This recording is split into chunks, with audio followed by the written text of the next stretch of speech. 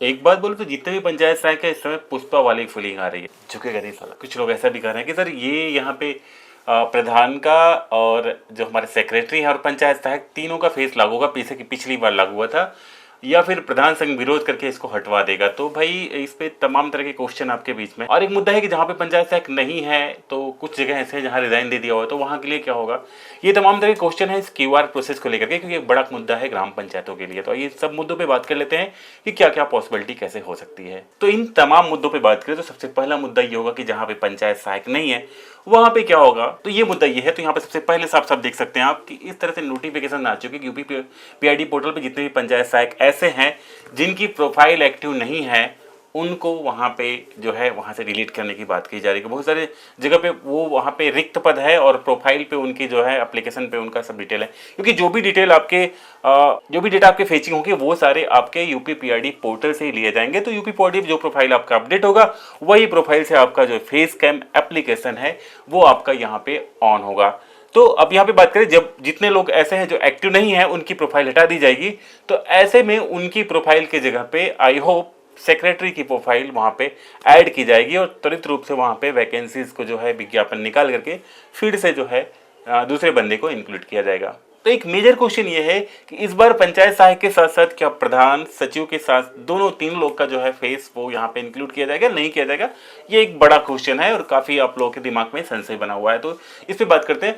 हालांकि पंचायत भवन को ऑपरेट करना और सिस्टम में पारदर्शिता लाना, ये सारी चीज़ें करने के लिए पंचायत सहायक की नियुक्ति हुई, ये सब आप सब बेसिकली जानते हैं। और उसी बिहाफ पे ये चीज़ें हमारे रखी गई, ग्राम सचिवालय हमारा डेवलप हो और सचिवालय के सिस्टम से ही सारे काम हो। तो अब यहाँ पे क्या होगा कि प्रधान और सेक्रेटरीज के भी अगर फेस यहाँ पे लगाए जाते हैं तो एक बड़ा मुद्दा ये आता है कि फिर पंचायत सहायक की वैल्यू वहाँ पे कम होगी, फिर उनकी ड्यूटीज पंचायत भवन पे और तमाम जगहों पे ये कहीं ना कहीं थोड़ी सी जो है वीक पॉइंट हो जाती है। लेकिन अब यहाँ पे बात करें कि किस तरह से ये शासनादेश क्या कहता है, तो इसमें एक सबसे बड़ी बात यहाँ पे है जो तथ्यात्मक भी हो जाएगी, यहाँ पे देख पाएंगे। तो यहाँ पे जैसे ही हम इस पीडीएफ को ओपन करते हैं, जो पीडीएफ आपका इस बार आया हुआ है, तो जैसे इस पीडीएफ के इस मोमेंट पे आते हैं यहाँ पे, तो यहाँ पे साफ साफ लिखा है go to the next scene और ऊपर देख सकते हैं यहाँ पे आपकी ग्राम पंचायत पंचायत गेटवे लॉगिन करना चाहती है, कृपया पंचायत सहायक अपना चेहरा स्कैन कराएं। एक बड़ी बात यहाँ पे लिखी गई है और यही बात जो है आपको तथ्य यहाँ पे देती है कि केवल यहाँ पे पंचायत सहायक की ही डिटेल्स यहाँ पे होगी और जितने भी सारे ऐसे लोग हैं जहाँ पे पंचायत सहायक नहीं है वहाँ पे क्या होगा। तो वहाँ पे आप जान ले कि यूपी पीआरडी पे जिनका प्रोफाइल अपडेट होता है उन प्रोफाइल के अपडेट के बिहाफ पे ही वो अटेंडेंस लगा पाते हैं और क्यूआर फेस का जो एप्लीकेशन है इस एप्लीकेशन को भी वो ऑपरेट कर पाएंगे यूपी पीआरडी। और जल्दी सारे जिलों को आदेश भी आ चुका है कि जितने भी सारे लोग हैं एडीओ पंचायत के लॉगिन आईडी से यूपी पीआरडी के पोर्टल पे जो पंचायत सहायक हैं जो एक्टिव नहीं है उनकी प्रोफाइल को यहाँ पे डिलीट किया जाए, जिससे एंडर पर्सन का वहाँ पे ऐड किया जाएगा। तो जितने लोग डिलीट कर पाएंगे यहाँ के लिए सेक्रेटरी या फिर अन्य पर्सन का यहाँ पे लॉगिन कर पाएंगे जब तक वहाँ कोई पंचायत सहायक नहीं आता और जब तक कोई नई नियुक्ति नहीं होती है उसके पहले। और जहाँ जहाँ भी लोग हैं वहाँ पे उनकी प्रोफाइल अपडेट होगी, प्रोफाइल के बिहाफ पे वहाँ पे अपने फेस को एक बार मैप करके दोबारा उससे वो लॉगिन कर पाएंगे।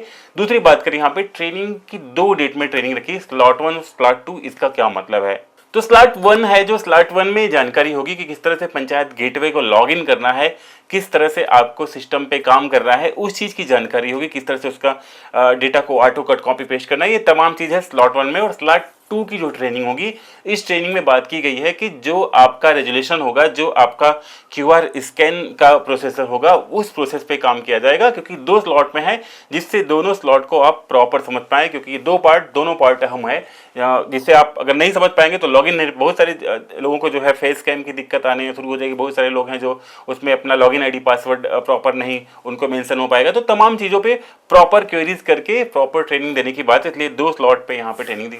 पहले स्लॉट पे गेटवे की जानकारी, किस तरह से लॉगिन करेंगे, किस तरह से पोर्टल खुलेगा, और दूसरे स्लॉट में आपका किस तरह से आप अपने एप्लीकेशन क्यूआर प्रोसेस पे काम करेंगे। इन दोनों स्लॉट की जो है अलग अलग यहाँ पे बैचेस बनाई गई हैं। तो आशा करता हूँ आज तमाम तरह के जो आपके क्वेश्चन थे, इन क्वेश्चन को इस छोटे से वीडियो हमने कंक्लूड कर दिया। वीडियो पसंद आए तो लाइक करेगा, चैनल पर करना है सब्सक्राइब जरूर कर लीजिएगा। मिलते किसी और वीडियो, तब तक के लिए जय हिंद, बाय दोस्तों।